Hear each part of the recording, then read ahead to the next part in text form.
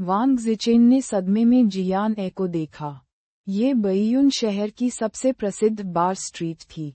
बेइयुन शहर के युवा लोग यहाँ के कुछ सबसे प्रसिद्ध बारों को जानते थे। इनका व्यवसाय भी सर्वाधिक समृद्ध था। म्यूज बार सबसे प्रसिद्ध था। हालांकि व्यवसाय अवधि के दौरान बार का मालिक बदल गया, लेकिन इससे इसकी प्रतिष्ठा पर कोई असर नहीं पड़ा। बार के ग्राहक प्रवाह की तो बात ही छोड़िए। जियान ए ने वांग ज़िचेन की ओर देखा और चेहरे पर मुस्कान के साथ सिर हिलाया। देखो तुम कितने अनुभवहीन हो। वांग ज़िमेन ने भी चुपचाप जियान ए पर नजर डाली। उसके पतले होंठ कसकर बंद थे और वह कुछ भी कहने की हिम्मत नहीं कर पा रही थी। वह कभी बार में नहीं गई थी, इसलिए स्वाभाविक रूप से उसे नहीं पता था कि उसका भाई इतना उत्तेजित क्यों था। चचेरे भाई जियो ए ने कुछ कंपनियां खोली थीं। इस बार में इतना आश्चर्यजनक क्या था? मेरे पीछे आओ। जियान ए ने उन दोनों की ओर अपनी ठुड्डी उठाई और बार में चलने के लिए घूम गई। वांग ज़िचेन वापस होश में आया और तेजी से उसका पीछा किया। अरे जियान ए, आप इस स्थान के मालिक हैं। बाद में सदस्यता कार्ड प्राप्त करने में मेरी सहायता करें। एक सदस्यता कार्ड? जियान ए उपहास के अलावा कुछ नहीं कर सका। बार में सदस्यता कार्ड किसे मिलता है? भले ही जियान ए अक्सर बार में नहीं जाती थी, क्योंकि उसने म्यूजियम पर कब्जा कर लिया था। उसने विशेष रूप से बहुत सी चीजें सीखी थीं। वर्तमान में बार उद्योग में, विशेष रूप से म्यूज जैसे हैवी ड्यूटी बार में, कोई सदस्यता कार्ड नहीं थे। सभी वस्तुओं की कीमत स्पष्ट थी, और छूट केवल तभी उपलब्ध होगी जब बार गतिविधियां कर रहा हो। बाकी समय में लगभग कोई छूट नहीं थी, और बुकिंग पहले आओ पहले पाओ की थी। मुख्य कारण ये था कि सदस्यता कार्ड प्रणाली बार उद्योग के लिए उपयुक्त नहीं थी। ग्राहकों को आकर्षित करने के लिए सदस्यता कार्ड का उपयोग किया जाता है। बार में ग्राहकों का प्रवाह लगभग सभी उद्योगों में सबसे बड़ा था। हर दिन आने वाले लोग अलग अलग होते थे, इसलिए ग्राहकों को लेकर चिंता करने की कोई जरूरत नहीं थी। वांग ज़िचेन ने नाइट क्लबों में अनुभवी होने का दिखावा किया, लेकिन उन्हें नहीं पता था कि बार सदस्यता कार्ड नहीं देते हैं। वह स्तब्ध हुए बिना नहीं रह सका और शर्मिंदा देखो, जियान ए ने उसे नहीं छेड़ा और सीधे बार में चला गया। इस समय बार वार्मअप के बीच में था। हल्की लयबद्ध संगीत के साथ अंधेरी रोशनी ने वांग ज़िमेन को आश्चर्यचकित कर दिया, जो पहली बार यहाँ आए थे। भाई, यह इतना शोर नहीं है। यह उससे अलग है जो मैं टेलीविजन पर देखता हूँ। वांग ज़िमेन ने वांग ज़िचेन के कान में फुसफुसाया। जब वांग ज़िचेन ने ये सुना, तो उन्होंने नीचे देखा और समझाया, अभी समय नहीं हुआ है। वे अभी आयोजन स्थल को गर्म कर रहे हैं। बाद में शोर होगा।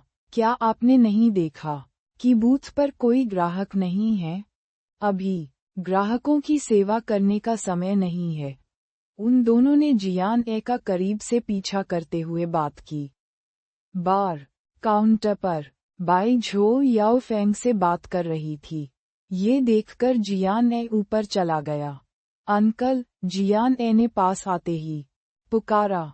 याओ फेंग ने पलटकर जियान ए को देखा तो वह मुस्कुराए बिना नहीं रह सका। जब उसने जियान ए के पीछे वांग ज़िचेन और वांग ज़िमेन को देखा, तो उसके चेहरे पर मुस्कान आ गई। ज़िचेन और ज़िमेन भी यहाँ हैं? याओ फेंग ने अवचेतन रूप से पूछा। चाचा। जब वांग ज़िमेन ने याओ फेंग को देखा तो वह उसका प्यार से स्वागत करने से खुद को नहीं रोक सकी। जब वांग ज़िचेन ने याओ फेंग को देखा, तो वह आश्चर्यचकित हुए बिना नहीं रह सका, क्योंकि वह आमतौर पर वांग युनज़ोंग के स्थान पर रहता था।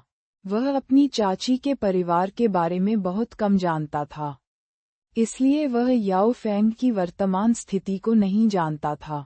हालांकि प्रतिक्रिया देने के बाद भी उसने पुकारा, अंकल। जियान ए ने कहा, मैंने उन्हें बाहर खेलते देखा, इसलिए मैं उन्हें अंदर ले आया। याओ फेंग ने सिर हिलाया और कुछ नहीं कहा। उसने जियान ऐसे कहा, नीचे बहुत शोर है, चलो ऊपर चलें और बात करें। जियान ए ने अपनी भौहें उठाईं और वांग जिचिन और वांग जिमिंग से कहने के लिए घूमी, आप दोनों को बैठने के लिए जगह मिल सकती है। आप जो भी खाना और पीना चाहते हैं, ऑर्डर करें, यह मेरा उपहार है। चूंकि वे उसके बार में थे, जियान ने इतनी छोटी नहीं थी कि वांग जिचेन को खुद पैसे खर्च करने दे। इसके अलावा वांग जिमिंग आसपास था। वांग जिचेन ने कुछ कहने के लिए अपना मुंह खोला, लेकिन जियान ए पीछे मुड़ा और बाई झो और ची यांग के साथ ऊपर चला गया। ये जानकर कि यह जियान ए का बार था, वांग जिमिंग ने तुरंत आराम किया। वह उत्सुकता से इधर उधर देखने से खुद को नहीं रोक सकी। उसकी आंखें नवीनता से भर गईं। भाई, चलो वहीं बैठते हैं। वांग जिमिंग ने वांग जिचेन को डांस फ्लो के पास एक बूथ पर खींच लिया। वांग जिचेन की नज़र जियान ए का दूसरी मंजिल तक पीछा करती रही। जब तक जियान ए की पीठ गायब नहीं हो गई, वह पीछे नहीं मुड़ा। वांग जिचेन आज्ञाकारी ढंग से बैठने से पहले अपने होठों को सिकुड़ने से खुद को रोक नहीं सके। ये पहली बार है जब मैंने मैनेजर बाई को देखा है। मैं जियो ए को आपका जिक्र करते हुए सुनता रहता हूँ। कार्यालय में याओ फेंग ने बाई झोउ के लिए पानी डाला। हालांकि उनके चेहरे पर मुस्कान थी, लेकिन उनकी अभिव्यक्ति थोड़ी संयमित थी। बाई झोउ ने पानी लिया और उसे धन्यवाद दिया। फिर उन्होंने कहा, मुझे पता है कि आप यहाँ के प्रभारी हैं, इसलिए मुझे राहत मिली है। इसलिए मैं यहाँ नहीं आया हूँ। मैं इस बार बस देखने के लिए बॉस के साथ गया था। मैंने कई लोगों को दरवाजे पर प्रवेश के लिए इंतजार करते देखा। व्यवसाय अच्छा है, याओ फेंग ने सिर हिलाया। वह डींगे नहीं मार रहा था, बल्कि उसने सच्चाई से कहा, इस क्षेत्र में बार व्यवसाय अच्छा है। हमारा म्यूज सर्वश्रेष्ठ में से एक है, इसलिए हमें ग्राहकों के बारे में चिंता करने की जरूरत नहीं है। अभी समय नहीं हुआ है, लेकिन बहुत सारे आरक्षण पहले ही हो चुके हैं। एक बार जब शाम के 9 बजेंगे, तो ये 20 मिनट से भी कम समय में भर जाएगा। जब बाई झोउ ने ये सुना, तो वह मदद नहीं कर सका, लेकिन अपना सिर घुमाया और जियान ए की ओर अपनी भौहें ऊपर उठाईं, जैसे दिखा रहा हो कि उसका निर्णय कितना बुद्धिमानीपूर्ण था। जियान ए ने अपना सिर हिलाया और हंसा। उसने पानी उठाया और एक घूंट लिया और याओ फेंग से कहा, अंकल, मैं परसों विदेश जा रही हूँ। मैं इस समय जल्दी में हूँ और मुझे नहीं पता कि मैं कब वापस आऊंगी। इसलिए यदि आपको इस अवधि के दौरान बार में कोई समस्या आती है, तो सीधे मैनेजर बाई को देखें। विदेश जा रहे हैं? कहाँ? जियो ए? याओ फेंग पूछने के अलावा कुछ नहीं कर सका। जियान ने, यूरोप में। मुझे कंपनी के कुछ काम के लिए व्यक्तिगत रूप से वहां जाना है। मैं अपनी माँ को बताऊंगा। चिंता मत करो। जब उसने सुना कि यह कंपनी के बारे में है, तो याओ फेंग ने और कुछ नहीं कहा और केवल धीरे से सिर हिलाया। इस समय एक भारी अचानक नीचे से ढोल की थाप सुनाई दी। संगीत ने अचानक शैली बदल दी और गूंज इतनी तेज थी कि दूसरी मंजिल पर स्थित कार्यालय भी हिल रहा था। जियान ए ने समय देखा। शाम के 9 बजे थे। नीचे वांग जिचेन समारोह में खड़े नहीं थे। उसने भोजन और फलों की प्लेटों का ढेर और यहाँ तक कि सबसे महंगी शराब की एक बोतल का ऑर्डर दिया। वैसे भी यह उसके चचेरे भाई का बार था, इसलिए उसने स्वाभाविक रूप से सबसे अच्छा ऑर्डर किया। बहरा कर देने वाले संगीत ने वांग जिमिंग का सिर सूझ गया। बार में बत्तियां चमकने लगीं। यह उस बार का वास्तविक स्वरूप था जिसे उसने टेलीविजन पर देखा था। हालांकि उसे अनुकूलन करने में कठिनाई हुई। उसने अभी तक कुछ भी नहीं पिया था, लेकिन उसका सिर पहले से ही घूम रहा था। भाई, मैं थोड़ी देर के लिए बाहर जा रहा हूँ। मैं बाद में आऊंगा। वांग जिमिंग मदद नहीं कर सका, लेकिन वांग जिचेन के कान में चिल्लाया। जब वांग जिचेन ने ये सुना, तो वह मदद नहीं कर सका, लेकिन मेज पर मौजूद चीजों को देखा। वह उसी तरह वांग जिमिंग पर चिल्लाया, तुम कहाँ जा रहे हो? यह अभी परोसा गया है। मैं इसे खुद पीने जा रहा हूँ। मैं बस थोड़ी देर के लिए बाहर जा रहा हूँ। वांग जिमिंग चिल्लाया और खड़ा हो गया। ये देखकर वांग जिचेन अधीर होकर आहें भरने और खड़े होने से खुद को नहीं रोक सका। मैं तुम्हारे साथ चलूंगा, अन्यथा मैं यहाँ मूर्खों की तरह बैठा रहूंगा और तुम बाद में खो जाओगे।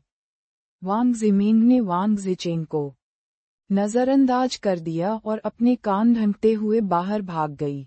जैसे ही वह बार से बाहर निकली, हवा ताज़ा हो गई, उसके कान गूंज उठे, और वांग जिमिंग को लगा कि उसके कान बजने वाले हैं। वांग जिचेन धीरे धीरे पीछे से आए। ये कैसा था? मैं नहीं कर सकता, भाई, मैं सचमुच नहीं कर सकता। वांग जिमिंग ने आत्मसमर्पण कर दिया। ये तब तक हिलता रहा जब तक कि मेरा दिल तेजी से धड़कने लगा और रोशनी इतनी तेज चमकने लगी कि मुझे चक्कर आ गया। अपनी बहन को इस तरह देखकर वांग जिचेन गुस्सा होने की बजाय मुस्कुरा दिए। जब आप पहली बार आते हैं तो हमेशा ऐसा ही होता है। बस कुछ और बार आएं, कुछ और बार। वांग जिमिंग ने तुरंत अपना सिर हिलाया। मैं इसे बस एक बार अनुभव करूंगा। ओह, ये कौन है? जैसे ही वे दोनों बाहर सड़क के किनारे बातें कर रहे थे बार में, उनके पीछे एक चिढ़ाने वाली आवाज सुनाई दी।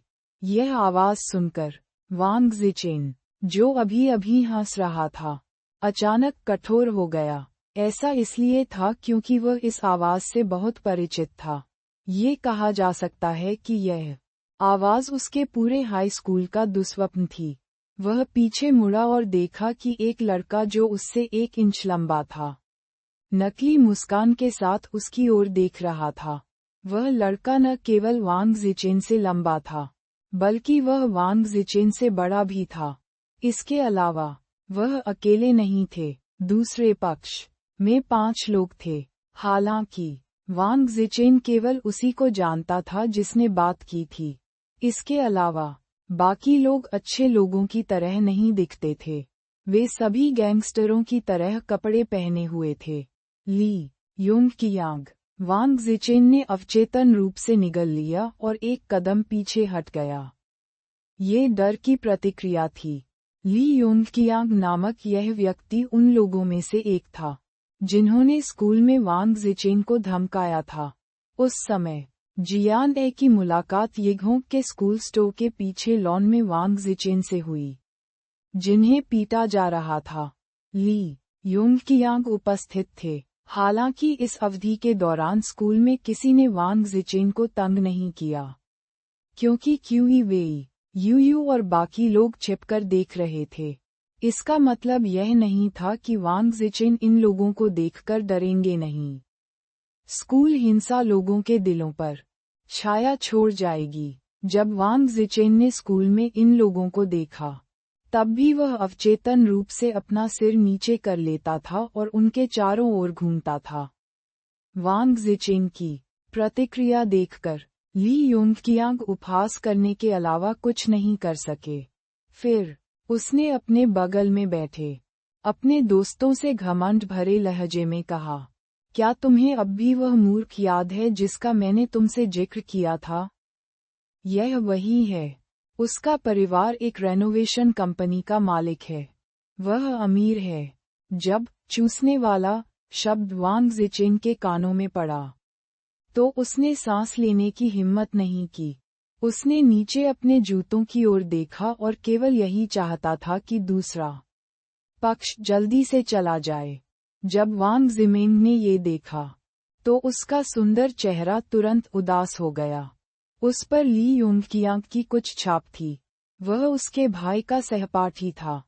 उसके शब्द इतने कठोर क्यों थे? भाई, क्या तुम आज पैसे लाए हो? सप्ताहांत है, हमें खेलने के लिए बार में आमंत्रित करें। बस इसे दोस्त बनाने जैसा ही माने। ली योंग की आंख के बगल में पीले बाल और डेनिम जैकेट वाला एक पतला लड़का वांग जिचेन को मुस्कुराहट के साथ देख रहा था। वांग जिचेन ने अपना सिर नीचे कर लिया और कुछ नहीं कहा। स्कूल में उसे धमकाने और पीटने का दृश्य उसके दिमाग में बार बार घूमता रहता था। यह अज्ञात था कि वह घबराया हुआ था या डरा हुआ था। लेकिन वांग जिचेन अपने होंठ भींचता रहा। मैं आपसे एक प्रश्न पूछ रहा हूँ। क्या तुम मूक हो? वांग जिचेन की कायरतापूर्ण उपस्थिति को देखकर ली योंग की आंख अपनी आवाज उठाने से खुद को रोक नहीं सके। उसने अपना हाथ उठाया और वांग जिचेन के सिर पर थप्पड़ मारा, मानो उसे कोई प्रतिक्रिया हुई हो। वांग जिचेन का पूरा शरीर कांप उठा। उसने अपना सिर पकड़ लिया और जमीन पर बैठ गया। ये पूरी तरह से अवचेतन कार्रवाई थी, जैसे कि अतीत में उसे कैसे धमकाया गया था। तुम क्या कर रहे हो? ये देखकर वांग जिमिंग तुरंत आगे बढ़े और वांग जिचेन के सामने खड़े हो गए। क्या तुम पागल हो? तुमने उसे क्यों मारा? ओह, यहाँ एक लड़की है। जब ली योंग ने वांग जिमिंग को देखा तो वह बुरी तरह मुस्कुराने और पलकें झपकाने से खुद को नहीं रोक सका। आप कुछ परिचित क्यों लग रहे हैं? जैसे ही वह बोला, ली योंग वांग जिमिंग को सिर से पैर तक मापने से खुद को रोक नहीं सका।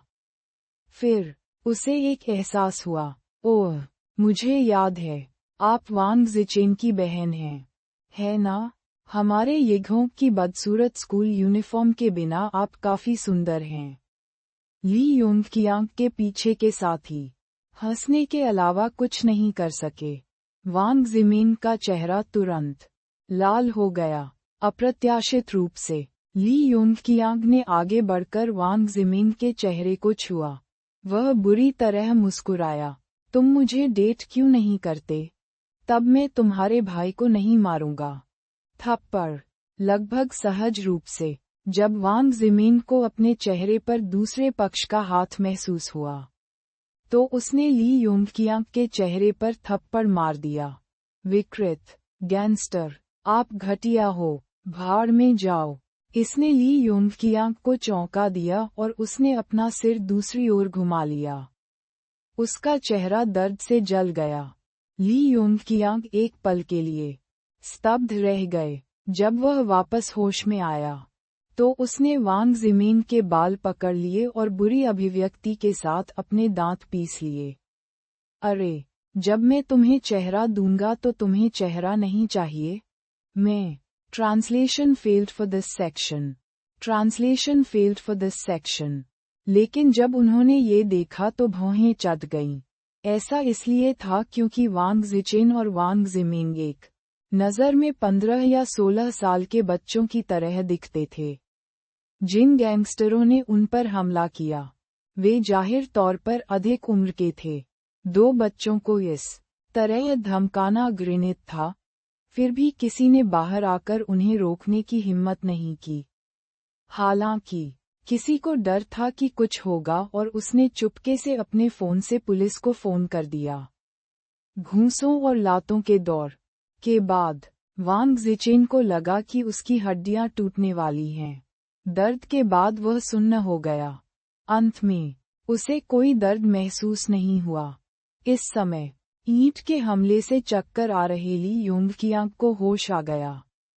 वह गुस्से में था, इस तथ्य को नजरअंदाज करते हुए कि उसके सिर से अभी भी खून बह रहा था। वह वांग जिचेन द्वारा अभी इस्तेमाल की गई ईंट का आधा हिस्सा उठाने के लिए नीचे झुका और आक्रामक तरीके से आगे बढ़ गया। ये देखकर उनके साथी थूककर किनारे हो गए। ली योंग के चेहरे से खून बह रहा था और उसकी क्रोधित आंखें असाधारण रूप से डरावनी थीं। वांग जिचेन को लगा कि वे रुक गए हैं। वह खुद को पीछे मुड़ने के लिए मजबूर किए बिना नहीं रह सका। उसने देखा कि ली योंग कियांग ने अपने हाथ में ईंट उठाई और उसे अपने सिर पर पटक दिया, लगभग अवचेतन रूप से। वांग ज़िचेन ने एक हाथ से अपना सिर ढक लिया और अपनी आंखें बंद कर लीं। फिर, जिस दर्द की उसे उम्मीद थी वह नहीं आया, उसे अपने शरीर पर ईंट गिरने का एहसास नहीं हुआ। जब उसने फिर से अपनी आंखें खोलीं, तो वांग ज़िचेन को एहसास हुआ कि किसी ने ली योंग कियांग का हाथ पकड़ लिया है। उसने देखा और राहत की सांस लेने से खुद को नहीं रोक सका। ये जियान ए था। ली योंग कियांग सहित आसपास के सभी लोगों ने सदमे से अपनी आंखें चौड़ी कर लीं। किसी ने नहीं देखा कि जियान ए कैसे प्रकट हुई। अकेले उसने ली योंग कियांग का हाथ कैसे पकड़ा। जियान ए की नज़र जमीन पर पड़े उसके चचेरे भाइयों पर पड़ी, और उसकी अभिव्यक्ति भयानक रूप से ठंडी थी। ली योंग कियांग की प्रतिक्रिया की प्रतीक्षा किए बिना जियान ए ने अचानक ली योंग कियांग के चेहरे पर मुक्का मार दिया। ओह! ली योंग कियांग ने गुर्राया और पीछे झुक गया। जियान ए ने तुरंत अपना पैर उठाया और ली योंग कियांग के पेट पर बेरहमी से लात मारी। इस किक में काफी ताकत का इस्तेमाल हुआ। जब ली translation failed for this section. Translation failed for this section. Translation failed for this section. जो अभी भी वहीं खड़े थे और पूछने से खुद को नहीं रोक सके, क्या उसने उन्हें मारा? सभी ने सिर हिलाया, लेकिन लड़कियों में से एक ने जियान ए के लिए बात की। दूसरे पक्ष ने पहले हमला किया। इस लड़की ने मदद की। उन्होंने लड़कों के एक समूह ने 2 बच्चों को धमकाया।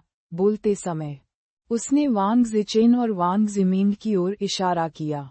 वे दोनों बुरी तरह घायल हो गए। वांग ज़िचेन का शरीर जूते के निशान से ढका हुआ था, और वांग ज़िमिंग की चोटें और भी अधिक स्पष्ट थीं। उसका गाल सूजा हुआ और लाल था। हालांकि जब उसने सुना कि इस लड़की ने उन्हें इस तरह पीटा है, तो वांग ली मदद नहीं कर सका, लेकिन चुपचाप एक गहरी सांस ली। हालांकि अब बहुत सारे घायल लोग थे, इसलिए सबसे पहले उसे उन्हें अस्पताल भेजना था। यहाँ खड़े रहो और हिलो मत, वांग ली ने जियान ए से कहा। जियान ए ने आज्ञाकारी ढंग से सिर हिलाया और देखा कि वांग ली पीछे मुड़े और वॉकी टॉकी पर समर्थन मांग रहे थे। बाई झो फिर से उसके पास पहुंची। बॉस, क्या आप पुलिस स्टेशन जा रहे हैं? क्या आपको सचमुच मेरी मदद की जरूरत नहीं है? जियान ए ने मनोरंजन से बाई झो को देखा। कानूनी नागरिक के रूप में निश्चित रूप से हमें पुलिस जांच में सहयोग करना होगा। ऐसी चीजों के लिए पिछले दरवाजे का उपयोग न करें। जब बाई झो ने ये सुना, तो उसने आश्चर्य से अपने पीछे रो रहे पीड़ितों को देखा।